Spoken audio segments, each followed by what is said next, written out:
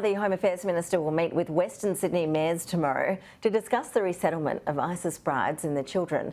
Live now to Trudy McIntosh. Trudy, just how did this meeting actually come about?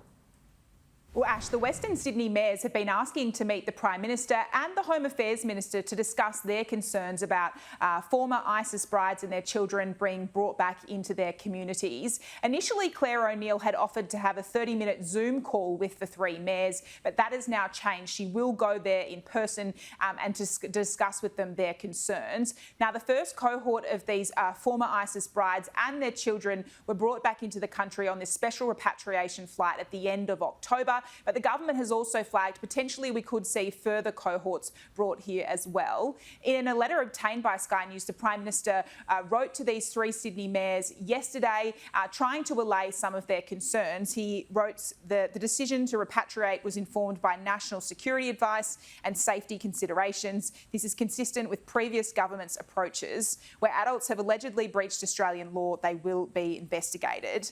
Fairfield Mayor Frank Carbone is one of the most vocal opponents, I should say, of returning these people to his Western Sydney community. Sky News understands at this meeting tomorrow he is going to be insistent to Claire O'Neill that he doesn't want to see any further cohorts brought back into his area.